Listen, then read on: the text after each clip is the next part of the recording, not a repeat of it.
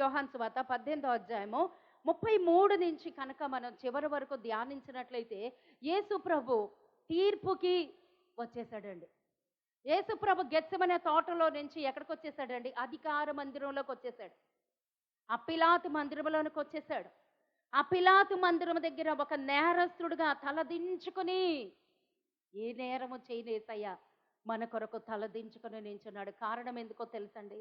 ఆ గెత్సెమనే తోటలోనే ఆయన చెమట రక్తముగా మారేంత వరకు ఎందుకు ప్రార్థన చేస్తున్నాడు అంటే, తండ్రి ఈ గిన్నె నా యొద్ద నుంచి తొలగించము. దేవుడి చిత్తమైతే ఆ గిన్నె అంటే ఏంటో గుడ్ ఫ్రైడే రోజు చూద్దాం. తర్వాత ఇక్కడ గనక వాక్యంలో మనం చూసినట్లయితే ఆ పిలాతు తప్పించడానికి చాలా చూస్తున్నాడు. సత్యం అనగా ఏంటి? నువ్వు సత్యం గురించి సాక్ష్యం ఇవ్వడానికి వచ్చావంటున్నాడు. సత్యం కొరకు సాక్ష్యం ఇవ్వడానికి వచ్చావంటున్నావు కదా. ఆ సత్యం అంటే ఏంటి? అతనికి ఏం అర్థం కావట్లేదు. పిలాతుకి అర్థమైంది ఒకటే, వీళ్ళు అసూయ చేత అప్పగించారు. ఇతన్ని నేను ఎలా విడిపించాలి? ఎలా అయినా విడిపించాలి. తెలీదు. ఒక నలుగురు వస్తున్నారు. ఈ యొక్క పిలాతు చూస్తున్నాడు, పరీక్షిస్తున్నాడు, మాట్లాడుతున్నాడు, ప్రశ్నిస్తున్నాడు. ఆ ప్రశ్నించినప్పుడు ఇతనికి ఏ దోషము కనిపించలేదండి యేసయ్యలో. అందుకే సాక్ష్యం ఇస్తున్నాడు, ఇతనిలో నాకు ఏ దోషము కనిపించట్లేదు, ఇతడు శిక్షకి అర్హుడు కాదు, వీళ్ళందరూ అసూయ చేత అప్పగించారు అని పిలాతు గొంతు చించుకుంటున్నా ఎవరు పిలాతు మాట వింటలేదండి. పిలాతు చాలా రకాలుగా ప్రయత్నించాడు, విడిపించాలి విడిపించాలి అనుకున్నాడు, అవ్వలేదండి. కారణం వాళ్ళ కేకలే గెలిచెను. లూకాసు వార్త 22వ అధ్యాయం 22వ వచనంలో దేవుని మాట సెలవిస్తారు. మరి ఒకటే పట్టున కేకలు వేస్తున్నారు, ఆయన సిలువ వేయడి, ఆయన సిలువ వేయడి, ఆయన సిలువ వేయడు. ఒప్పుకోవట్లేదు. నువ్వు గనక సిలువ వేయకపోతే ఆ హేరోదుకి నువ్వు వేరుగా ఉంటావు, నువ్వు స్నేహితుడిగా ఉండవు. తర్వాత కైసర్ ఎవరండి? రాజు. ఆ తిబిరియాకి దగ్గర ఉన్నటువంటి రాజు కైసరు, చక్రపతి. ఆ చక్రవర్తికి నువ్వు విరోధంగా నువ్వు తీర్పు తీరుస్తావు కాబట్టి ఇతనికి సిలువ వేయి. అందరు గోల గోల, ఒక్కటే పెట్టిన గోల. వాళ్ళ గోలలకి ఏమీ చేయలేని స్థితిలో వదిలేశాడండి. సిలువకు అప్పగించేశాడు. ఆ సిలువకు అప్పగించబడక మునుపు 39 కొరడా దెబ్బలు కొట్టి, కనీసం ఆ కొరడా దెబ్బలు కొట్టిన తర్వాతన్నా వీళ్ళ కోపం చల్లారుతుందేమో, వాళ్ళ కోపం చల్లారితే అప్పుడన్నా ఇతన్ని నేను రక్షించచ్చేమో ఆశపడుతున్నాడండి. కొరడా దెబ్బలు కొట్టించాడు. 39 కొరడా దెబ్బలు కొట్టించాడు. అయినా సరే అతని శరీరము అంత రక్తసిక్తమైనా సరే వాళ్ళ హృదయాల్లో మార్పు లేదు, వారు తీసుకున్న తీర్మానాల్లో మార్పు లేదు. కాఠిన్యత, హృదయ కాఠిన్యత. ఎందుకంత కాఠిన్యత కలిగి ఉన్నారంటే వారి నేత్రములు మూయబడింది దేంతో? అసూయతో. అసూయ అంత డేంజర్ అండి. అసూయ ఉన్నప్పుడు దైవిక జ్ఞానాన్ని కోల్పోతాం. ఆ అసూయ చేత వీళ్ళు యాజకులే, ప్రధాన యాజకులే, శాస్త్రులే, ధర్మశాస్త్ర పండితులే అయినప్పటికీ దేవుని వాక్యాన్ని గ్రహించలేకపోతున్నారు. తన సొంత బిడ్డలు వెతుక్కుంటూ ఆ యొక్క బిడ్డల కొరకు పరిగెత్తుకుని వచ్చినటువంటి యేసయ్యను తన దేవుడని నమ్మలేకపోతున్నారు, విశ్వసించలేకపోతున్నారు. గురుడ్డితనం. ఆ గురుడ్డితనంలోనే వాళ్ళు ఏం చేశారు? దేవుడికి దూరంగా అయిపోయారు. సిలువ వేయమంటున్నారు. సిలువ వేయము, సిలువ వేయము, సిలువ. కేకలు కేకలు కేకలు ఒకటే పెట్టిన. చివరికి ఏమన్నాడు తెలుసండి పిలాతు? సరే, మీకు ఒక ఆచారం ఉంది కదా, పస్కా పండుగ రోజున ఒక ఆచారం ఉంది, ఒక ఖైదీని విడుదల చేయటం అనేటువంటి ఆచారం ఉంది కదా. ఇద్దరు వ్యక్తులు ఉన్నారు, బరబ్బా ఉన్నాడు, మీరు ఇప్పుడు నేరం మోపినటువంటి యేసయ్య ఉన్నాడు. వీళ్ళిద్దరిలో నేను బరబ్బాని బంధించి యేసుప్రభుని వదిలిపెట్టేస్తాను. పిలాతు ప్రయత్నం చేశాడా లేదా చెప్పండి? ప్రయత్నం చేశాడు. అతని చరిత్ర కూడా ఇప్పుడు చెప్తాడు. ప్రయత్నం చేశాడా లేదా? ఈ గ్రంథంలో కనుక మనం చూసి పరిశుద్ధాత్మ తండ్రి రాయించాడు. ప్రయత్నం చేశాడు, కానీ ఆ ప్రయత్నం అంతా విఫలమైపోయిందండి. ఆ ప్రయత్నం విఫలమైపోయింది. ఒప్పుకోలేదు. శాస్త్రులు, పరిసయ్యులు, సద్దూకేలు, యాజకులు, ప్రధాన యాజకులు. ఆయన చంపింది ఎవరో కాదు, తన సొంత ప్రజలే. ఆ విషయం మనందరికీ తెలుసండి. ఎవరు ఒప్పుకోవట్లేదు, ఆయన సిలువ వేయండి. అయితే ఈయన ఇంకో చాయిస్ ఇచ్చాడు. సరే, పస్కా పండుగ కదా, ఈ పస్కా పండుగ రోజున ఒక బందిపోటు దొంగ ఉన్నాడు, బరబ్బా. ఆ బరబ్బాని బంధించేసి ఈ యొక్క యేసుప్రభుని వదిలిపెట్టేద్దాం. ఎవరో ఒకళ్ళు వదిలిపెట్టేయాలి. ఈ యొక్క పస్కా పండుగ రోజున ఆచారం ఉంది కదా అంటే వీళ్ళందరూ ఏమన్నారు తెలుసా? మాకు బరబ్బా కావాలి. ఏంటండి, వాళ్ళ హృదయాలు ఎంత దారుణంగా ఉన్నాయో చూడండి. మాకు బరబ్బా కావాలి, ఈ యేసుని మీరు సిలువ వేయండి. ఎందుకు బరబ్బాని కోరుకుంటున్నారు? బరబ్బా గురించి దేవుడి చిత్తమైతే రేపు శుక్రవారం చెప్తానండి. హల్లెలూయా. బరబ్బా గురించి ఎంతమందికి తెలుసండి? దేవునికి స్తోత్రం. బరబ్బా గురించి రేపు శుక్రవారం మనం ధ్యానిద్దాం. ఈరోజు పిలాతు గురించి మనం ధ్యానించబోతున్నాం. పిలాతు ఒక సాక్ష్యం ఇస్తున్నాడు. ఇతని యందు ఏ నేరము లేదు, ఇతని యందు ఏ దోషము నాకు కనిపించట్లేదు, ఇతని నేరస్థాపనకి, ఇతని శిక్షకి, ఏ శిక్షకి కూడా అర్హుడు కాడు. ఒక గవర్నర్ స్థానంలో ఉన్నటువంటి వ్యక్తి అండి పొంతి పిలాతు. ఇతని పేరేంటండి? పొంతి పిలాతు. పొంతి అనగా ఏంటో తెలుసండి? అతని పేరు కాదండి, పిలాతు వరకే అతని పేరు. పొంతి అనగా ఏంటో తెలుసండి? అతని బిరుదు. ఇతను ఒకప్పుడు గవర్నర్గా ఉండక మునుపు రోమా సామ్రాజ్యంలో ఇతడు ఒక రోమియుడు. రోమా సామ్రాజ్యంలో ఒక సైనికుడిగా పనిచేశాడండి. సైనికుడిగా పనిచేశాడు. ఈటెలు బాగా ఇసిరేవాడు, శత్రువుని కడముట్టించేవాడు. అటువంటి చక్కటి నైపుణ్యత కలిగినటువంటి పిలాతువు అతనికి అప్పగించబడినటువంటి బాధ్యతలో నమ్మకంగా జీవిస్తున్నాడండి. అతనికి అప్పగించబడినటువంటి సైనిక అధికారిక భాగంలో నమ్మకంగా ఉండి అంచెలంచెలుగా ఎదగడం ప్రారంభించాడు. హల్లెలూయా. అంచెలంచెలుగా ఎదుగుతున్నాడండి. దేవుడికి స్తోత్రం. అంచెలంచెలుగా ఎదిగి చివరికి ఎక్కడికి వచ్చాడు తెలుసండి? గవర్నర్ స్థానంలోనికి వచ్చాడు. తిబిరియా ప్రాంతంలో కైసరు ఔగుస్తు ఎవరండి? చక్రవర్తి. ఆయన రాజుగారు. వీళ్ళందరూ ఎవరండి? ఈ పిలాతు ఎవరండి? గవర్నర్. గవర్నర్ స్థాయికి ఎదిగిపోయాడండి. దేవుడికి స్తోత్రం. గవర్నర్ స్థాయికి ఎదిగాడు. కానీ లోక జ్ఞానం తప్ప దైవిక జ్ఞానం లేదు. కారణం ఇతను రోమియుడు. చాలా క్రూరుడు, చాలా కఠినాత్ముడు. పిలాతు అంటే ఎవరో తెలుసండి? ఆ యొక్క గ్రంథాల్లో చదవండి, చరిత్రలు చదవండి. చాలా దుర్మార్గుడండి, చాలా కఠినాత్ముడు. అసలు ఇతని చరిత్ర ఎక్కడి నుంచి స్టార్ట్ అయిందో తెలుసండి? యెరూషలేము మందిరములో, మన ఇశ్రాయేలు దేశంలో యెరూషలేము దేవాలయంలో పస్కా పండుగ జరుగుద్ది కదా. పస్కా పండుగ జరిగినప్పుడు ఆ పస్కా పండుగలో యూదులు ఎక్కడ ఉన్నా వచ్చేస్తారు. యూదులందరూ ఎక్కడ ఉన్నా వచ్చేసి ఆ పస్కా పండుగ ఆచరిస్తారు. ఇప్పటికీ కూడా అంత అంత ప్రాధాన్యత పస్కా పండుగకు ఉంది. ఆ పస్కా పండుగ రోజున ఎక్కడ నలుదిశల నుంచి చెదిరినటువంటి యూదులందరూ కూడా యెరూషలేముకు వచ్చి పస్కా పండుగ ఆచరిస్తారు. ఆ పస్కా పండుగ ఆచరించేటువంటి సమయంలో జనాలు కిక్కిరిసిపోతారండి. జనాలు కిక్కిరిసిపోతారు. వారిని కంట్రోల్ చేయటానికి ఇతను ఒకప్పుడు సైనికుడిగా పనిచేశాడండి. సైనికుడిగా పనిచేశాడు, నమ్మకస్తుడిగా పనిచేశాడు. వాళ్ళ పై అధికారుల దగ్గర వాళ్ళు చంపమంటే చంపేసేవాడు, కొట్టమంటే కొట్టేవాడు. కనికరం ఉండదండి పిలాతుకి. ఈ పిలాతుకి కనికరం అనేది ఉండదు. కేవలం అతనికి కావాల్సింది ఏంటో తెలుసండి? ఉద్యోగ ధర్మం. అతని నెరవేర్చవలసింది, అతని హృదయంలో నాటుకుపోయిన బీజం ఏంటో తెలుసండి? ఉద్యోగ ధర్మం. అంతే. కనికరం అనేది ఉండదు, కనికరం అనేది లేదు. అతను అంత సిన్సియారిటీగా పనిచేయడాన్ని బట్టి అంచెలంచెలుగా ఎదిగి అధికారుల మనసులు గెలుచుకుని గవర్నర్ స్థాయికి వెళ్ళిపోయాడండి. ఆ గవర్నర్ స్థాయికి వెళ్ళిపోవటమే కాదు, యెరూషలేము దేవాలయంలో వచ్చినటువంటి కానుకలన్నీ కూడా ఇతను తీసుకునేవాడండి. యెరూషలేము దేవాలయంలో ఉన్నటువంటి కానుకలన్నీ కూడా ఇతనే తీసుకునేవాడు.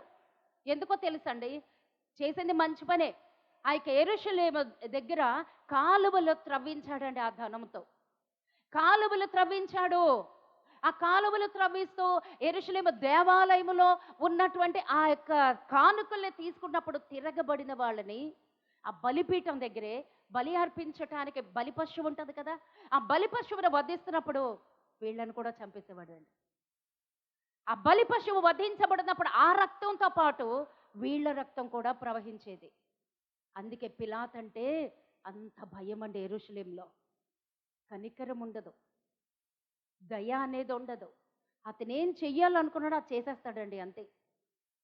ఆ పస్కా బలి అర్పిస్తున్నప్పుడు ఆ బలి పశువు వధించబడినప్పుడు ఈ తిరగబడిన వాళ్ళని కూడా వధించేసేవాడు. ఆ రక్తంతో ఈ రక్తం కూడా కలిసిపోయేది. అంతటి క్రూరుడండి ఈ పిలాతు, అంతటి దుర్మార్గుడు. కానీ అలాంటి పిలాతు దగ్గరికి, అలాంటి పిలాతు అయితే మాకు కరెక్ట్గా న్యాయం తీరుస్తాడు. యూదుల ఆలోచన, ఇతనైతే దేనికి భయపడడు. హేరోదుకి భయపడతాడు, కైసరికి భయపడతాడు. కాబట్టి ఇతనైతేనే యేసుప్రభుని చంపుతాడు. చంపాలి, వాళ్ళ ఆలోచన అదే. యేసుప్రభుని ఎలాగైనా చంపాలి ఆ ఆలోచనతో ఈ పిలాతు మాత్రమే ఇలా చేయగలడు. పట్టుకెళ్ళారండి. అది చాలా తర్జన భర్జనలు అవుతాయి. 7 కోర్టులకి తిప్పుతారు. హేరోదు నుంచి పిలాతుకి, పిలాతు నుంచి హేరోదుకి, ఇలా తిప్పడం జరుగుద్ది. ఎందుకో తెలుసండి, కాలయాపన. ఆయన ఏం చేయలేకపోతున్నారు. కారణం, ఆయనలో ఏ దోషము కనిపించట్లేదండి. ఆయనలో ఏ పాపము కనిపించట్లేదు. నిరపరాధి. ఆయనకి భయం వేస్తానే ఉంది. అంత మాత్రమే కాకుండా మత్తయి సువార్తలో 27వ అధ్యాయంలో కూడా ఒకసారి చూద్దామండి. ఈరోజు 2 వర్తమానాలు మనం ధ్యానించబోతున్నాము. చాలా అంటే చాలా శ్రేష్టమైన, చాలా కష్టమైన, లోతైన వాక్య ధ్యానంలోకి మనం వెళ్ళబోతున్నాము.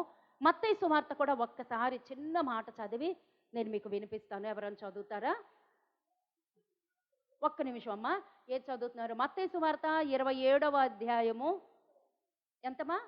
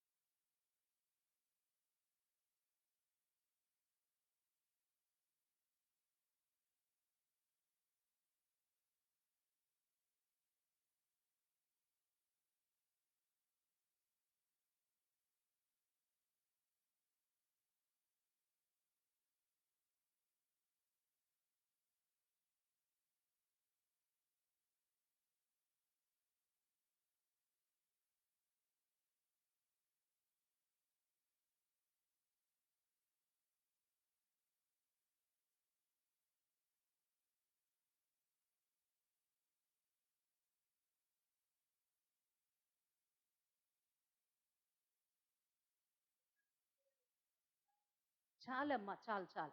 హల్లెలూయా.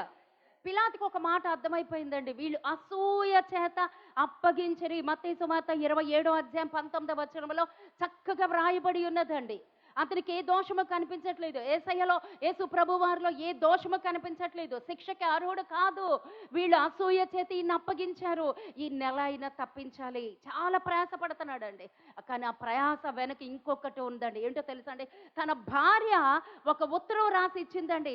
ఆ ఉత్తరం రాసి ఆమె చూడండి, న్యాయపీఠము మీద కూర్చుండి ఉన్నప్పుడు అతని భార్య, నీవు ఆ నీతిమంతుని జోలికి పోవద్దు, ఈ ప్రొద్దు ఆయనను గూర్చి నేను కలలో మిక్కిలి బాధపడుతానని అతని యొద్దకు వర్తమానము పంపాను. హల్లెలూయా, హల్లెలూయా. తన భార్యకి ఆ రాత్రే ఒక కల వచ్చిందండి. ఏం కల అండి? ఏం కల అన్నది రాయబడి ఉండలేదు. ఒక కల వచ్చింది. ఆ కలలో నేను మిక్కిలి బాధపడ్డాను, అతను నీతిమంతుడు. ఆవిడ డిక్లేర్ చేశారండి. ఆవిడ నమ్మి ఉంది, ఆవిడ విశ్వసిస్తుంది. న్యాయపీఠం మీద కూర్చున్నటువంటి పిలాతు ఏ తీర్పు తీరుస్తాడో, ఆ కేస్ జడ్జిమెంట్ దాకా వచ్చేసింది. ఏ తీర్పు తీరుస్తాడో, తొందరపడి ఏదైనా తప్పు చేస్తాడేమో తన భర్త. ఇతను నీతిమంతుడు, ఆ నీతిమంతుడికి వ్యతిరేకంగా ఏదైనా చేసే శిక్ష తప్పదు. గత శుక్రవారం అనుకుంటా మనం ధ్యానించాం కదా, ఊరియా గురించి ధ్యానించాం.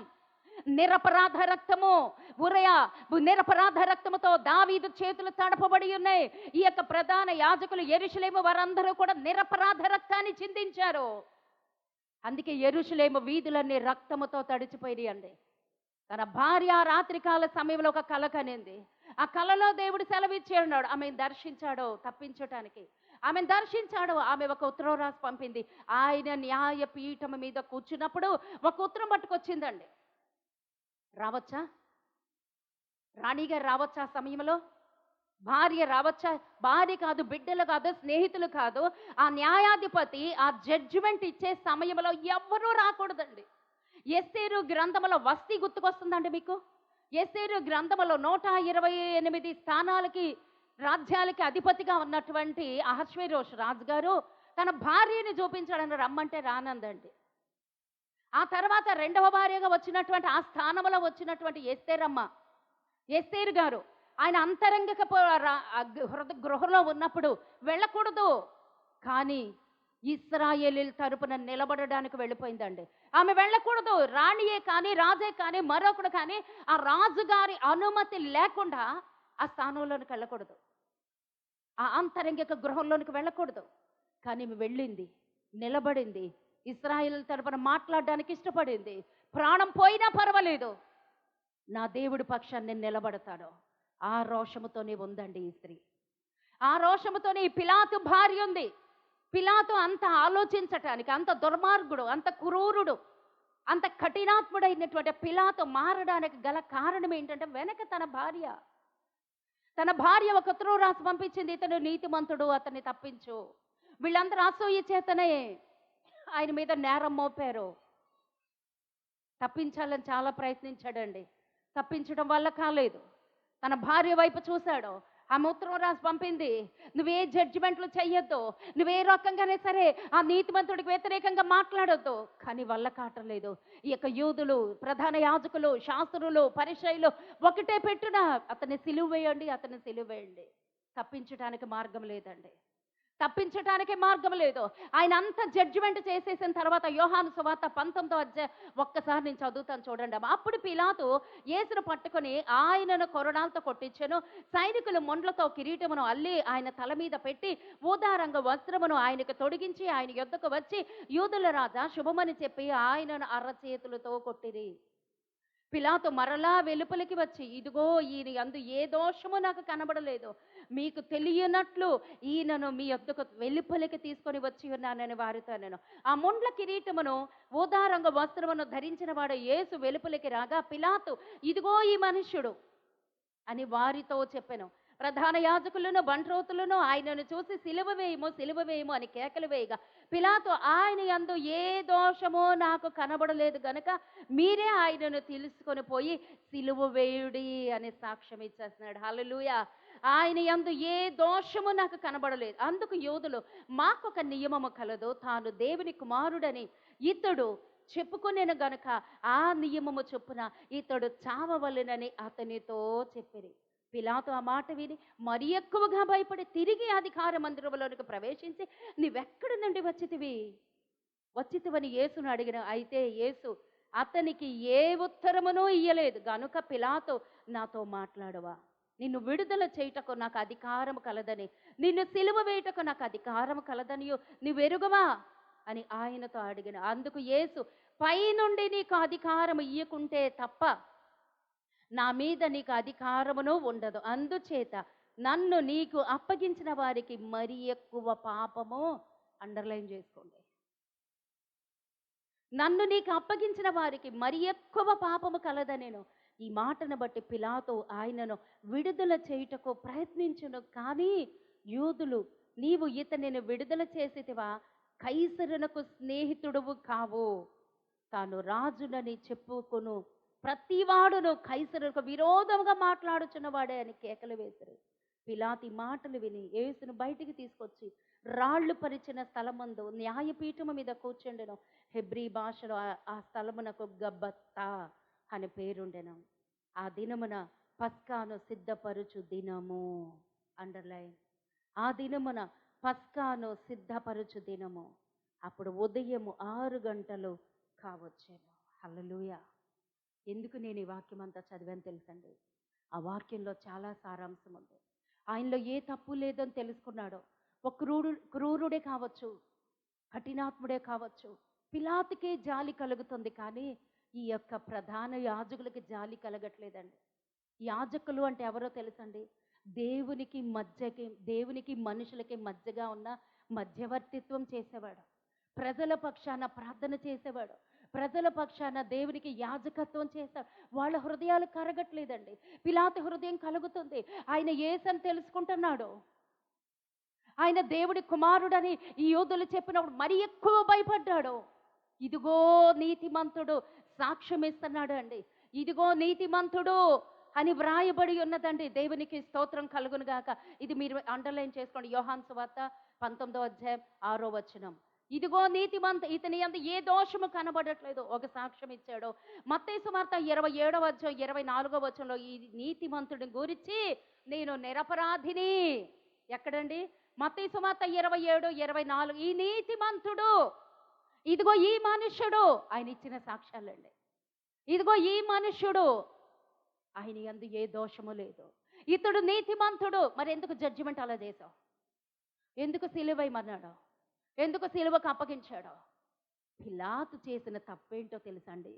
పిలాతుకి ఆ యొక్క అధికార కాంక్ష ఉంది, రాజ్యకాంక్ష ఉంది, అధికార దాహం ఉంది. తన అధికార పీఠాన్ని కాపాడుకోవటానికి తన మనస్సాక్షిని చంపుకున్నాడు. అది అర్థమవుతుందండి. ఆయనలో ఏ దోషము లేదని సాక్ష్యం ఇస్తున్నాడు. అతను నీతిమంతుడు అని మత్తయి సువార్త 27:24లో ఇతడు నీతిమంతుడు, ఇతని యందు ఏ దోషము కనబడట్లేదు, ఇతని పక్షముగా నేను నిరపరాధిని చేతులు కడుక్కుంటున్నాడండి నీళ్లతో. అతనికి తెలుసు ఇతడు నీతిమంతుడని. మరి ఎందుకు అతని పక్షాన్ని నిలబడలేదు అంటే, ఈ రోజున కనుక నువ్వు ఇలా ఇతనికి కనుక నువ్వు శిక్ష విధించకపోతే నువ్వు కైసరుకి స్నేహితుడు కాదు. కైసరు ఇతని ఉద్యోగం తీసేస్తాడు, కైసరు ఇతని యొక్క సింహాసనం తీసేస్తాడు. అధికార దాహం, అధికారం కోసం, మనుషులు సంతోషపెట్టడం కోసం, తన ఉద్యోగాన్ని, పరపతిని, అధికారాన్ని, హోదాని కాపాడుకోవటం కోసం పిలాతు మనస్సాక్షిని చంపుకున్నాడండి. మనస్సాక్షిని చంపుకుని సిలువకు అప్పగించేశాడు. సిలువే వాళ్ళందరూ అన్నమాట ప్రకారమే సిలువకు అప్పగించేశాడు. చేతులు కడుక్కున్నాడు, లోపలికి వెళ్ళిపోయాడు. ఆయన చనిపోయిన తర్వాత అంటున్నాడు, అయ్యో ఇతను అప్పుడే చనిపోయాడా? బాధపడుతున్నాడండి. బాధపడినా లాభం లేదు. కారణం, అతను చనిపోయాడు. యేసయ్యని సిలువకేసి చంపేశాడు. యేసయ్య సిలువకి అప్పగించబడి ఉన్నారు. అప్పగించబడటంతో తన పని అయిపోలేదండి. నిరపరాధ రక్తం అతని మీదకి వచ్చేసింది. అందుకే ఈరోజు వాక్యం ఏంటో తెలుసండి. మనం యేసయ్య నమ్ముకున్నాం అని భుజాలు చరుచుకున్నంత మాత్రాన అయిపోదండి. నువ్వు నిలబడవలసిన సమయంలో నిలబడుతున్నావా లేదా? ఒకవేళ ఆ రోజున గవర్నర్గా ఒక సైనిక స్థానములో నుంచి అధికార స్థానంలోనికి ఆ యొక్క పీఠం అలంకరించటానికి ఆ గవర్నర్ హోదాలోనికి ఆ యొక్క దేవుడే ఆ యొక్క పిలాతుని అక్కడ పెట్టాడేమో. కానీ పిలాతు అది వినియోగించుకోలేకపోయాడు. తన యొక్క రాజ్యకాంక్షతో మనుషుల్ని సంతోష పెట్టడం కోసమే యేసయ్యని సిలువకు అప్పగించేశాడు. తనలో ఏ దోషము లేదని తెలుసు, తన అనర్హుడని తెలుసు, అతను నీతిమంతుడు అని తెలుసు. తన భార్య సాక్ష్యం ఇస్తుంది, ఉత్తరం ఇచ్చి అతని కొరకు నేను కలకన్నాను, అతను నీతిమంతుడు, అతని జోలికి నువ్వు వెళ్ళొద్దు అన్నీ తెలుసు. తప్పించాలని చూసుకున్నాడు. అతను దైవ కుమారుడు అని యూదులు చెప్పినప్పుడు మరి ఎక్కువ భయపడిపోయాడు. కానీ ఏం చేశాడా? భయం ఉంటే అయిపోద్దా? లోపల నాకు యేసయ్య అంటే ఇష్టం అంటే అయిపోద్దా అమ్మా? నేను యేసయ్యని నమ్మేసుకున్నాను అన్నంత మాత్రాన అనుకుంటే అయిపోద్దా? బాప్తిసం తీసుకుంటే అయిపోద్దా? దేవుడు మందిరానికి వచ్చినంత మాత్రాన అయిపోద్దా? చేతులు కడుక్కుంటే అయిపోద్దా? అవదండి. నిలబడవలసిన సమయంలో నిలబడాలి. ఆ రాణి గారు పిలాతు భార్య అని వ్రాయబడి ఉంది. పిలాతు భార్య పేరేంటండి? పిలాతు భార్య పేరు క్లౌదియా ప్రొక్లోనా. పిలాతు భార్య పేరు క్లౌదియా ప్రొక్లోనా. చరిత్రల్లో చూస్తే ఉందండి. ఆమె రాకూడదు, జడ్జిమెంట్ టైంలో రాకూడదు. ఏ రాజు ఒప్పుకోడు, ఏ రాజశాసనము ఒప్పుకోదు. రాజశాసనాలకి వ్యతిరేకంగా వెళ్ళిందండి. రాజశాసనాల్ని ధిక్కరించి వెళ్ళింది. ఆ రోజు ఎస్తేరు కూడా ఆ యొక్క అహష్వేరోషు రాజు ఆంతరంగిక మందిరంలోనికి రాజశాసనాలకు వ్యతిరేకంగా వెళ్ళింది. బ్రతుకుట క్రీస్తే, చావైతే మేలు అని ఆ రోజు కూడా నేను ఇశ్రాయేలీల తరపున నేను మాట్లాడాలి, దేవుడు తరపున నేను నిలబడాలి. మరి మనం ఎంతవరకు నిలబడుతున్నాం? అన్ని పరిస్థితులు అనుకూలిస్తేనే నిలబడతాం. చిన్న వర్షం వస్తే ఆగిపోతాం. కొంచెం గట్టిగా ఎండ, వచ్చేది ఎండాకాలం అండి, ఇలా వెతుక్కోవటమే మనం. ఎండ వస్తే ఆగిపోతాం. అది విశ్వాసం కాదు. అప్పుడు ఎలా ఉంటావో తెలుసా? నువ్వు పిలాతు. అప్పుడు నువ్వు ఒక పొంతి పిలాతు అంటున్నాడు దేవుడు. అందుకే చెప్పడానికి నేను ఎంత ఆలస్యం చేస్తున్నాను. నీ విశ్వాసాన్ని నిలబెట్టుకోవలసినటువంటి సమయంలో నిలబెట్టుకోకపోతే, దేవుడి కొరకు నిలబడాల్సిన సమయంలో నిలబడకపోతే నీవు కూడా ఒక పొంతి పిలాతువే. అధికారం ఉన్నా చాలదు, ఆ యొక్క రాజదర్బారు ఉన్నా చాలదు, సింహాసనం ఉన్నా చాలదు, ఏది కాపాడలేదు. చేతులు కడుక్కున్నాడు. అతను నీతిమంతుడు అంటున్నాడు, అతనిలో దోషం లేదంటున్నాడు, అతను చాలా మంచోడు అంటున్నాడు. ఇదిగో ఈ మనుష్యుడు మానవ హృదయం కలిగిన వాడిన. అందుకే ఒక పెద్ద లెటర్స్లో రాయబడి ఉందండి, మానవ హృదయం కలిగిన వాడు. మనం మనుషులం కాదు, మనం నిజంగా మనుష్య రూపంలో ఉన్న మృగాలమే. అందుకనండి అక్కడ పెద్ద అక్షరాలు రాయబడి ఉంది, ఇదిగో ఈ మనుష్యుడు. ప్రత్యేకించి చెప్తున్నాడు, ఆయన చూడండి, నాకు ఆయనలో ఏ దోషము కనబడట్లేదు. ఈ రోజున మనం పొంతి పిలాతుల్లాగా ఉన్నామా, లేదా క్లౌదియా ప్రొక్లనలాగా ఉంటున్నామా? ఈరోజు మన విశ్వాస జీవితం ఎలా ఉంది? ఈ రెండు జీవితాల్లో సాక్ష్యం చెప్పబోతున్నాడు దేవుడు. ఆ రెండు చరిత్రల గురించి దేవుడు మనతో మాట్లాడబోతున్నాడు. మనకి వాక్యం బాగా తెలుసు, ఈ యొక్క శ్రమ దినాల్లో బాగా మనం ధ్యానిస్తూ ఉంటాము. ఇవి ఇక పిలాతు గురించి తెలుసు, క్లౌదియమ్మ ఏం చెప్పిందో తెలుసు, చివరికి ఇశ్రాయేలీయులు ఏమయ్యారో తెలుసు. ఎవరి పాపములు కూడా క్షమించబడలేదండి. వారందరూ అన్నారు, ఆ రక్తము మా మీదను మా పిల్లల మీద ఉండును గాక అంటే రానే వచ్చాడు. యేసయ్య చనిపోయి తిరిగి ఎంత అయిపోయినాక, ఈ యొక్క కార్యక్రమం అయిపోయిన తర్వాత, ఈ శిలువ యాగం అయిపోయిన తర్వాత కరెక్ట్గా 40 సంవత్సరాలకి రోమా చక్రవర్తి టైటస్ క్రీస్తు శకము 70వ సంవత్సరంలో వచ్చాడు. యూదులని ఊచకోత కోసాడు. లక్షల మంది చనిపోయారండి. తల్లికి పిల్ల, పిల్లకి తల్లి జాడ లేకుండా ఎక్కడ వాళ్ళు అక్కడ పారిపోయారు, చెదిరిపోయారు. దేశం నలుమూలన యూదులు చెదిరిపోయారు. ఈ రోజుకి సంపూర్ణంగా వాళ్ళు కట్టబడలేదండి. ఈ రోజుకి ఇంకా అక్కడక్కడే ఉన్నారు.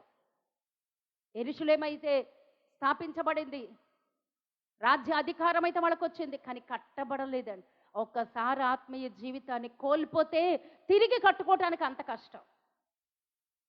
ప్రార్థనా జీవితం కోల్పోతే మరలా తిరిగి అది కట్టుకోవటానికి అంత కష్టం అండి. ఈ రోజుకి చాలా కష్టంగా ఉంది, వాళ్ళు రాలేకపోతున్నారు. ఈరోజు దేవుడు మాట్లాడే మాట ఏంటో తెలుసా? ఈరోజు నీ విశ్వాసం ఏంటి, నీ ప్రార్థనా జీవితం ఏంటి? ఒకవేళ నువ్వు అనుకుంటున్నావు, నాకు దేవుడు అంటే ఇష్టం, నేను బాప్తీసం తీసుకున్నా, దేవుడు మందిరానికి వెళ్తున్నా, లేదా దేవుడి కోసం ఏమేమో చేస్తాం, కానీ లోపల ఎలా ఉంది? పైకి నోటితో కాదు, లోపల నిలబడవలసి వచ్చినప్పుడు, సమస్య వచ్చినప్పుడు, శోధన వచ్చినప్పుడు, ఆ శోధన పీకల దాకా వచ్చినప్పుడు నీ ఆత్మీయ జీవితాన్ని కాపాడుకున్నావా? రక్షణ కాపాడుకుంటున్నావా? ఆ యొక్క పొంతి పిలాతు ఆ యొక్క సింహాసనం కోసం యేసయ్యను వదిలేసుకున్నాడు. ఆయనకు అన్నీ తెలుసు నీతిమంతుడని, కానీ తన సింహాసనం పోద్ది. ఆ సిలువ వేయకపోతే అతని అధికారం పోద్ది. ఈ రోజున ఉద్యోగం కోసం, డబ్బు కోసం, హోదా కోసం, లేకపోతే ఎవరితోనో స్నేహం కోసం దేవుడు అమ్మేస్తున్నామా? అమ్మేశాడు పిలాతు. యూదా మాత్రమే కాదండి, ఇస్కరియోతు యూదా మాత్రమే కాదు, పిలాతు కూడా అమ్మేశాడు. పిలాతు కూడా అమ్మేశాడు. సింహాసనం తాకట్టేటేశాడు. యేసయ్యను తాకట్టేటేసి ఆ యొక్క సింహాసనం కొనేసుకున్నాడు. మనం రక్షణను ఎక్కడన్నా తాకట్టు పెడుతున్నామా? మన యొక్క విశ్వాసాన్ని ఎక్కడన్నా తాకట్టు పెడుతున్నామా? మన యొక్క నీతిని, మన భక్తిని, మన ప్రార్థనా జీవితాన్ని యేసయ్యను ఎక్కడన్నా తాకట్టు పెట్టుకుంటున్నామా? ఒకసారి జ్ఞాపకం చేసుకోండి. భయంకరమైనటువంటి సమస్య ప్రాణం మీదకి వచ్చిందండి, కాపాడుకోలేకపోయాడు. తన భార్య చెప్తుంది, ఏం చేయలేను, వదిలేసుకున్నాడు. ఆ రోజు కనుక ఆ తీర్మానం తీసుకోకపోతే సింహాసనం ఉండదు, అధికారం ఉండదు, హోదా ఉండదు, ఉద్యోగం ఉండదు, ఆ పరపతి ఉండదు. అవన్నీ నాకు కావాలి. ఒక్క యేసయ్యే కదా పర్వాలేదు అనుకున్నా, ఒక్క మనుషుడే కదా పర్వాలేదు, నేను చేతులు కడిగేసుకున్నాను కదా పర్వాలేదు. దేవుడు చూస్తూనే ఉన్నాడండి, దేవుడు చూస్తూనే ఉన్నాడు. యేసయ్యను సిలువ వేస్తారు. యేసు ప్రభు సిలువకు అప్పగించబడ్డారు. మూడో గంటలో మిట్ట మధ్యాహ్నం 3 గంటలకు ఆయన మరణించాడు. మహాభూకంపం కలిగింది. యెరూషలేములో దేవాలయం చిరిగింది. ఇవన్నీ చూస్తున్నాడు పిలాతు. అయ్యో, ఆయన అప్పుడే, ఆ నీతిమంతుడు అప్పుడే చనిపోయాడా? బాధపడితే ఎలాగా? బాధపడితే అయిపోద్దా?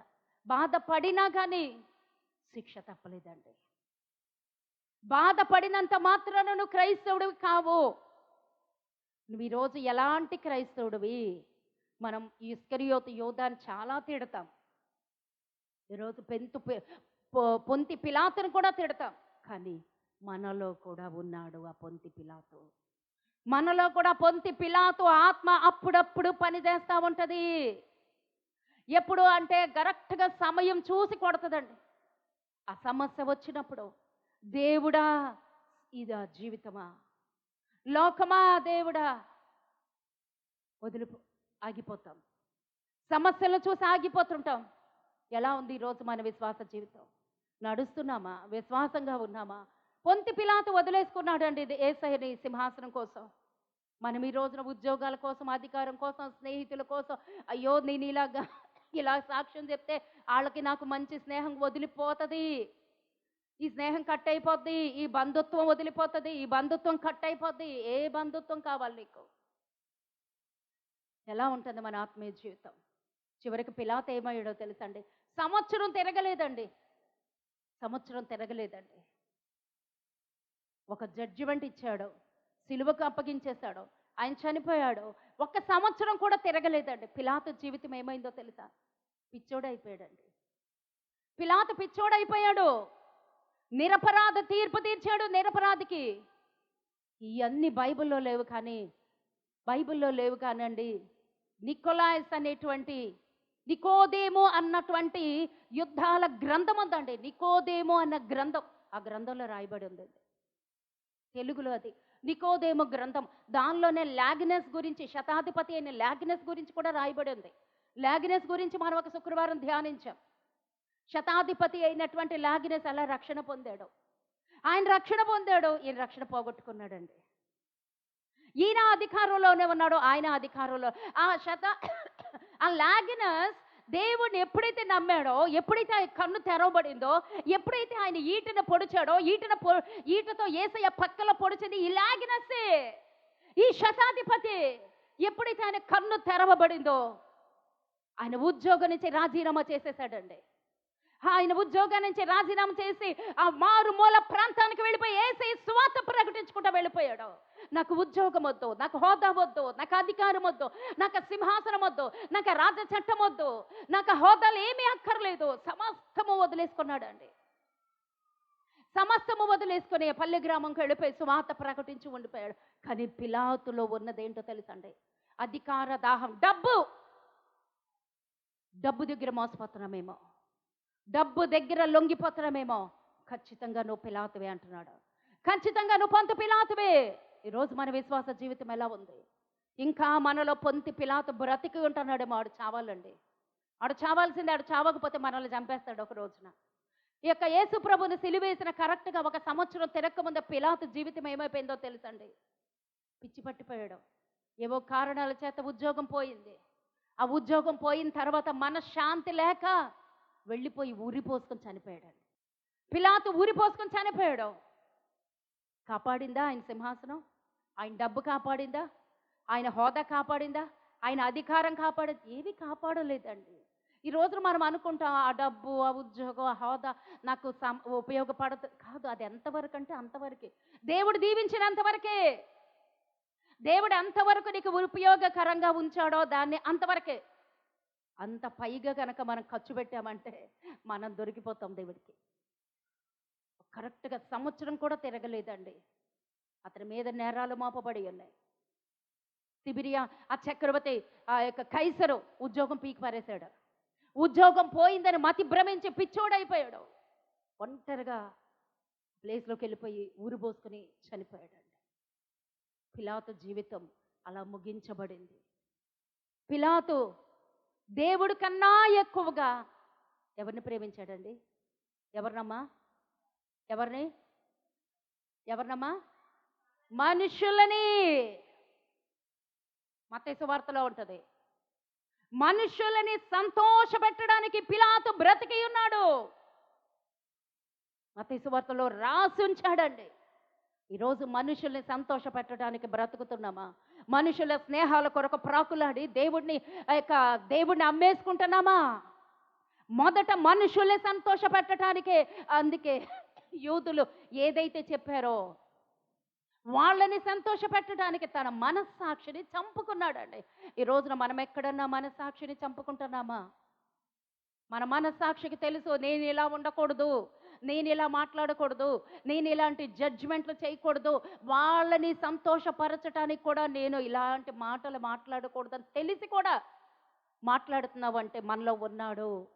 ఆ పొంతి పిలాతు ఉన్నాడు. వీడు ఈ రోజున చావాలి, ఈరోజు వాక్యం అదే. ఆ డబ్బు అనే పొంతి పిలాతు చావాలి, ఆ అధికారం అనే పొంతి పిలాతు చావాలి, ఆ హోదా అనే పొంతి పిలాతు చావాలి. మనస్సాక్షిని చంపుకొని మనుషులు ప్రేమిస్తున్న ఆ పిలాతు చావాలి ఈ రోజున. నువ్వెవరికి సలాములు కొడుతున్నావు ఈ రోజున? ఈ రోజున ఎవరి దగ్గర లొంగిపోతున్నావు? మనుషులు, కుటుంబము, మరొకటి లొంగిపోతున్నావేమో. లొంగిపోతే పిలాతు అలాగే చివరికి చనిపోయాడు. పిచ్చోడైపోయాడు, ఊరి పోసుకొని చనిపోయాడండి.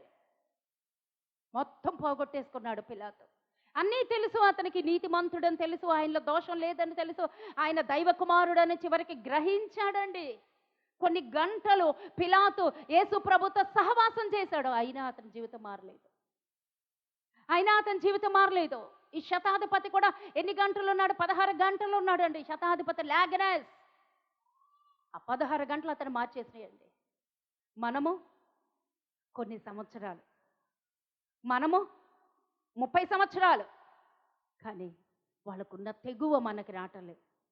ఆ లాగినెస్కున్న తెగువ రావట్లేదు. ఈరోజు ఇంకొక వ్యక్తి గురించి మనం చూడబోతున్నాం. ఆ వ్యక్తే పిలాతు భార్య క్లౌదియా ప్రొక్లోనా. క్లౌదియా ప్రొక్లోనాకు తెలుసు ఆయన నీతిమంతుడని. క్లౌదియా ప్రొక్లోనాకు తెలుసు ఆయన దైవ కుమారుడని, ఆయనలో ఏ దోషము లేదని. ఈ పిలాతుకి తెలుసు, క్లౌదియా అమ్మగారికి తెలుసు. కానీ ఆమె నిలబడిందండి. రాకూడని రాజమందిరంలోనూ కూడా వచ్చింది. ఆ తీర్పు తీర్చే సమయంలో అడ్డుపడిపోయిందండి. ప్రాణాలకి తెగించి అడ్డుపడింది. అలా కాపాడుకున్నావా నీ రక్షణని? ప్రాణాలకి తెగించి కాపాడుకుంటున్నావా? ప్రాణం కొరకు అమ్మేసుకుంటున్నావా?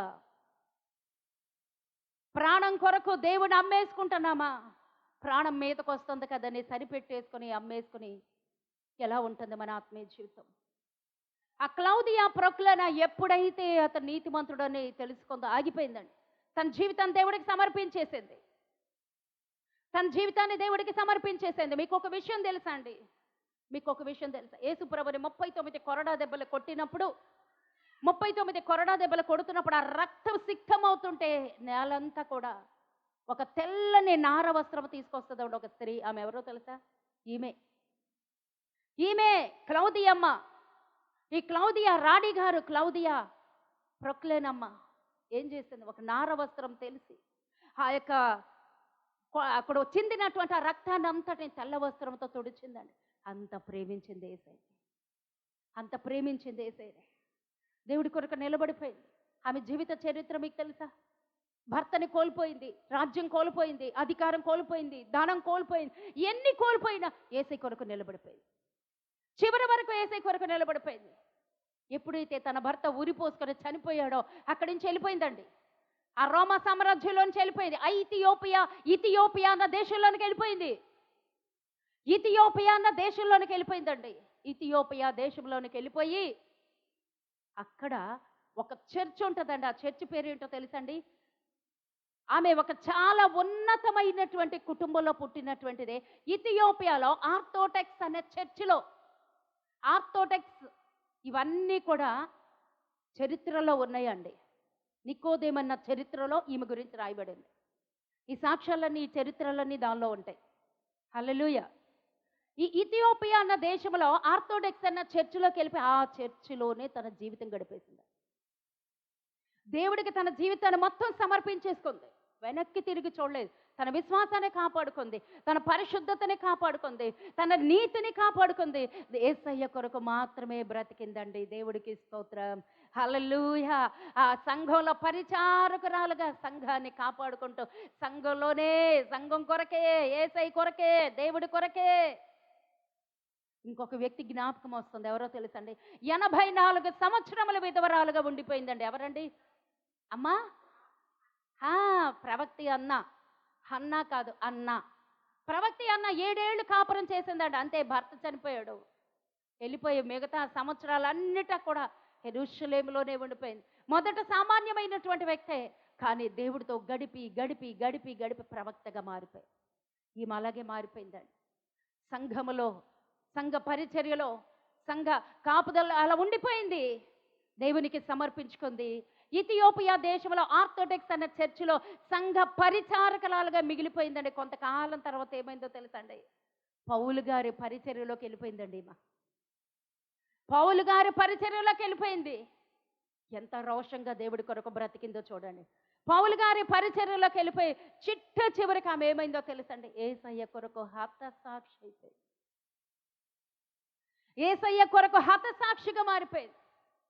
ఇప్పుడు చెప్పండి, పొంతి పిలాతు రక్షణని కాపాడుకున్నాడా, పోగొట్టుకున్నాడా? ఆయన సాక్ష్యం ఇచ్చాడు. నువ్వు సాక్ష్యం ఇచ్చినంత మాత్రాన చెల్లుబాటు అవ్వదు. నాకు యేసయ్య అంటే ఇష్టం అన్నంత మాత్రాన అవ్వదు. నేను దేవుడి మందిరానికి వెళ్తాను అన్న మాత్రాన అవ్వదు. నాకు నాకు దేవుడితో సహవాసం ఇలా గొప్పలు చెప్పుకున్న అవ్వదండి. నువ్వు నిలబడు. నువ్వు ఎంతవరకు నిలబడుతున్నావు, నీ సహవాసం దేవుడితో ఎంతవరకు ఉంది, అది ఎప్పుడు తెలుస్తుంది అంటే నీకు నిజంగా కష్టం వచ్చినప్పుడు, నీకు నిజంగా నీ పరీక్షలో, నీ జీవితంలోకి సమస్య వచ్చినప్పుడు దేవుడిని విడిచిపెడుతున్నావా, దేవుడితో అంటుకట్టబడి. పిలాతు అమ్మేసుకున్నాడు. పొంతి పిలాతు అమ్మేసుకున్నాడు. ఆ సింహాసనం కొరకు యేసయ్యను అమ్మేసుకున్నాడు. ఆ రాజ్యకాంక్ష కొరకు యేసయ్యను అమ్మేసుకున్నాడు. ఆ యొక్క యేసయ్యని వదిలేసుకున్నాడు హోదా కొరకు, మనుషుల్ని సంతోష పెట్టడానికి. కానీ తన భార్య ఇచ్చిన సాక్ష్యం కొరకు నిలబడిపోయిందండి. ప్రాణత్యాగం చేసింది.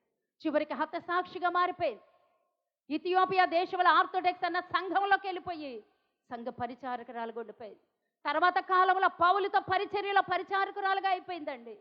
అందుకే పౌలు గారు 2వ తిమోతిలకు రాసిన గ్రంథం 4:21 పౌలు గారు సాక్ష్యం ఇస్తున్నాడండి ఈ క్లౌదియమ్మ గురించే. 2వ తిమోతిల గ్రంథం 4:21 తిమోతికి ఉత్తరం రాస్తూ, తిమోతి, అంత్యకాల దినాల్లో నేనున్నాను తిమోతి. ఇదిగో ఇక్కడ ఉన్నటువంటి నాకు పరిచారకులుగా ఉండిపోయినటువంటి స్త్రీలు, పౌలుని వెంబడించిన స్త్రీలు చాలా మంది ఉన్నారు. ఆ వెంబడించినటువంటి పరిచర్యలో ఈ క్లౌదియమ్మ, చరిత్రకారులు చెప్తారు ఆవిడేనా మరొక ఆమె, అందరూ లెక్కలు కట్టి నికోదేము అన్నటువంటి ఆ చరిత్ర గ్రంథములో ఈమె గురించి రాశారు. ఈమె తేల్చి చెప్పేశారండి. ఈ క్లౌదియా ఆ క్లౌదియాయే. పిలాతు చనిపోయినాక దేవుడి సామ్రాజ్యం కొరకు నిలిచింది, సమస్తము త్యాగం చేసేసింది. ఈ రోజున మన జీవితంలో ఏవో పోయినాయి అనుకుంటామండి. డబ్బు పోయింది, మనశ్శాంతి పోయింది, లేకపోతే పిల్లలేలా, కుటుంబం అలా. దేవుడు అవన్నీ కట్టడానికి సమర్థుడండి. కానీ నువ్వెలా ఉన్నావు దేవుడితో? ఆ క్లౌదియా ప్లొక్లోన అన్నటువంటి ఆ స్త్రీ చేసిన త్యాగం ఏంటో తెలుసండి. ఆమె సాక్ష్యాన్ని నిలబెట్టుకుంది. చివరికి యేసయ్య కోసం హతసాక్షి అయిపోయిందండి. హల్లెలూయా. ఈరోజు మన విశ్వాసం ఎలా ఉంది? 2 వ్యక్తులను దేవుడు మన ముందు ఉంచాడు. పొంతి పిలాతు ఒక వ్యక్తి, రెండో వ్యక్తి తన భార్య అయినటువంటి క్లౌదియా. ఎలా ఉంది మన విశ్వాసం? మన విశ్వాసాన్ని కాపాడుకుంటున్నామా, పోగొట్టుకుంటున్నామా? మన సాక్ష్యాన్ని కాపాడుకుంటున్నామా, పోగొట్టుకుంటున్నామా? నా జీవితంలో ఇన్ని నష్టాలు, ఇన్ని కష్టాలు, ఇన్ని నిందలు, ఇన్ని అవమానాలు, ఎవడు పడతాడు? ఇవన్నీ వదిలేసుకుంటున్నావా? పిలాతులాగా వదిలేసుకుంటున్నావా? సమస్యల వైపు చూస్తున్నావా? శోధల వైపు చూస్తున్నావా? నువ్వు దేవుడి కొరకు నిలబడిపోతే నీ సాక్ష్యం చిరస్థాయిగా ఉండిపోతుంది. అనేక మందికి మాదిరికరంగా మనం ఉండిపోతాం. ఆ రోజు ఎస్తేరు ధైర్యం చేసి వెళ్ళిపోయిందండి. అహష్వేరోషు రాజు దగ్గరికి ఆంతరంగిక మందిరంలోనికి ధైర్యం చేసి వెళ్ళిపోయింది. దేవుడి కొరకు నిలబడింది. ఈరోజు వాక్యం ఏంటి? ఎంతవరకు నువ్వు నిలబడుతున్నావు? ఎంతవరకు నీ సాక్ష్యం కాపాడుకుంటున్నావు? నువ్వు నిలబడాలన్నటువంటి సమయంలో నిలబడుతున్నావా? మరి ఆ రోజున ఎస్తేరుని ఎందుకు రాణిగా చేశాడు దేవుడు? దాని వెనకాల ఒక ప్రణాళిక ఉంటుంది. నిన్నెందుకు ఈ రోజున నీ కుటుంబంలో నుంచి అంతమంది నీ కుటుంబంలో ఉండగా నిన్నొక్కదాన్నే ఎందుకు రక్షించుకున్నా? నీ పట్ల ఒక ప్రణాళిక ఉంది. ఎస్తేరు పట్ల ఒక ప్రణాళిక ఉన్నది. ఆమె చిన్నదే, ఆమె చిన్న బాలికే, తల్లిదండ్రులు లేనిదే, అనాదే. ఆ బిడ్డ కావాలి నాకు అన్నాడు. కారణం ఆమె లోపల మండుచున్న హృదయం. ఈరోజు ఆ హృదయం నీకు కావాలి. నీలో ఆ హృదయం మండాలి. ఆ క్లౌదియా లాగా నీ హృదయం మార్చబడాలి. ఈ రోజున ఏ టెంప్టేషన్స్కి లోబడిపోవద్దు. అవన్నీ తాత్కాలికమే. పిలాతు వెళ్ళిపోయి ఊరు పెట్టుకుని చచ్చిపోయాడండి. అన్నీ తెలిసి విశ్వాసాన్ని కోల్పోయాడు. ఈరోజు మన ఆత్మీయ జీవితం ఎలా ఉంది? ఎస్తేరుకున్న ధైర్యం కావాలి. క్లౌదియా పిలాతు భార్యకున్నటువంటి ఆ ధైర్యం కావాలి. దేవుడి కొరకు నిలబడాలి. మొర్దెకై గారు అంటున్నారు, నువ్వు ఇందు నిమిత్తమే కాబోలు ఈ రాజ్యంలోకి రాణిగా వచ్చావు. నిజమే ఆ మాట. మొర్దెకై అంటున్నాడు, అసలు ఇందు నిమిత్తమే దేవుడు నిన్ను ఒక రాణి స్థానంలోనికి హెచ్చించాడేమో. నా దగ్గర ఉంటావు, ఒక అనాథ పిల్లగానే బ్రతుకుతావు. ఎవరో బానిసకి పెళ్లి చేసేవాడు ఒక యూదుడికి ఇచ్చి. నువ్వు అందుకే ఈ రాజ్యంలోనికి వచ్చావేమో. ఒక్కసారి జ్ఞాపకం చేసుకో. అంటే ప్రాణాలకి తెగించి నువ్వు ఈ రోజున నీ విశ్వాసం కాపాడుకుంటున్నావా, పిలాతులాగా పోగొట్టుకుంటున్నావా? అంతే వాక్యం. అంతే. ఈరోజు కాపాడుకుంటే చిట్ట చివరిలో ఎత్తబడతాం. ఏ జ్వరం వచ్చిందని ఆగిపోతాం, వర్షం వచ్చిందని ఆగిపోతాం, ఎండ వచ్చినా ఆగిపోతాం, చుట్టాలు వచ్చినా ఆగిపోతాం. ఏది నీ విశ్వాసం? చావైనా బ్రతికైనా దేవుడే. పిలాతు ఆగిపోయాడు. రాజ్యకాంక్ష, డబ్బుకాంక్ష, హోదా, పరపతి. ఎక్కడ ఆగిపోతున్నాం మన విశ్వాస జీవితంలో? క్లౌదియమ్మ కాపాడుకుంది, దేవుని యందు విశ్వాసం ఉంచింది, దేవుడితో పరుగులెత్తిందండి. చివరికి తన ఆత్మీయ జీవితాన్ని కాపాడుకుంది, సాక్ష్యం కాపాడుకుంది, అనేక మందికి మాదిరికరంగా నిలబడిపోయింది. దేవునికి స్తోత్రం. అనేక మందికి మాదిరికరంగా ఉందండి. దేవుడు సంతోషించాడు. చివరికి యేసయ్య కొరకు తన ప్రాణాన్నే ప్రాణత్యాగం చేసింది. నీ విశ్వాసం ఎలా ఉంది? నీ ఆత్మీయ జీవితం ఎలా ఉంది? నువ్వు దేవుడితో కొనసాగే విశ్వాసం ఎలా ఉంది? ఈరోజు కళ్ళు మూసుకుని మనల్ని మనం ప్రశ్నించుకుందామండి. ప్రశ్న చేసుకుందాం. రాజా, ఈ రోజున నాతో మాట్లాడావు, నాతో మాట్లాడావు. వెనక్కి తిరిగిపోయేటువంటి పిలాతులాగా మేము ఉండకుండా సత్యము కొరకు నిలబడిపోయింది. సత్యము కొరకు, దేవుడి కొరకు నిలబడిపోయింది క్లౌదియా. ఎస్తేరు తన ప్రాణం పోయినా పర్లేదు, నా జనాంగాన్ని నేను రక్షించుకోవాలి, నా దేవుడి కొరకు నేను నిలబడాలి. ప్రాణం కూడా, అక్కడ కూడా ప్రాణ సంకటమే.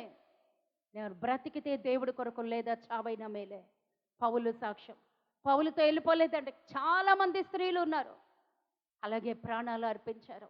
ఈరోజు మన విశ్వాసం ఎలా ఉంది? మన ఆత్మీయ జీవితం ఎలా ఉంది? దేవుడికి అప్పగించుకుందాం అమ్మా. దేవుడికి అప్పగించుకుందాం. ప్రార్థన చేద్దాం. దేవా, నా జీవితాన్ని నీ చేతులకు అప్పగించేస్తున్నాను. దేవా, నా జీవితాన్ని ఒక్కసారి అంటే ఒక్కసారే నాయన, నాలో పొంతి పిలాతు ఉన్నాడేమో, క్షమించు. నా ఆత్మీయ జీవితంలో తొట్టుబాటు జరుగుతుందేమో, వెనక తట్టి చూస్తున్నానేమో. ఆ క్లౌదియా ప్రక్లోన సత్యము కొరకు ఆక్రందన, ప్రాణాలకి తెగించి రాజ మందిరంలో నిలబడింది. ఆ తీర్పు తీర్చుచున్న సమయంలో కాపాడుకో. రానున్న రోజులు భయంకరమైనటువంటి రోజులు. ఈ రోజే ఈ చిన్న సమస్య దగ్గరే నువ్వు తల వంచితే రేపొద్దున దేవుడి రాజ్యాన్ని కోల్పోతాం.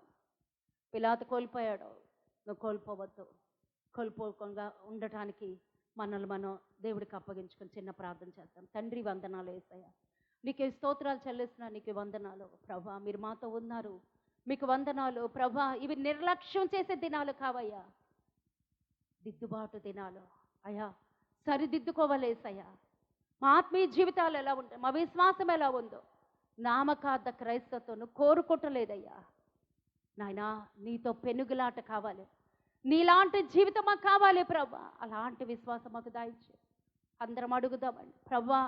మాకు అలాంటి క్లౌదియా, ఆ యొక్క చక్రవర్తి రాణి భార్య క్లౌదియమ్మ జీవించినట్లుగా నేను జీవించాలయ్యా. రాజీ పడే జీవితం నాకొద్దు. పిలాతులాగా రాజీ పడే జీవితం నాకొద్దయ్యా. ఎస్తేరులాగా దేవా, నీ ప్రజల కొరకు, నీ కొరకు నిలబడిపోయింది. అలాగా నీ కొరకు మాత్రమే నేను బ్రతకాలి ప్రభా. యేసయ్యా, మాకు వచ్చిన సమస్యల నుంచి, శ్రమల నుంచి, నిందల నుంచి, అవమానాల నుంచి ప్రభా మమ్మల్ని విడిపించండి. ఈ పాదాలకు అప్పగిస్తున్నాను. మమ్మల్ని అందరినీ సరిదిద్దమని, మమ్మల్ని అందరినీ పాదాలకు అప్పగిసి ఈ రోజున నిర్లక్ష్యముతో రాని ప్రతి ఒక్కరిని ఆ తీర్పు నుంచి నువ్వు తప్పించుతాను. ఒకానొక రోజు తీర్పు రాబోతుంది. ఆ తీర్పు నుంచి తప్పించండి, భయము కలిగించండి. నీ సన్నిధంటే భయము, వణుకు కావాలయ్యా. ఈ వాంఛకాల దినాలు సరిపెట్టుకోవటానికి కాదు, మా విశ్వాసాన్ని కాపాడుకోమని చెప్తున్నావు.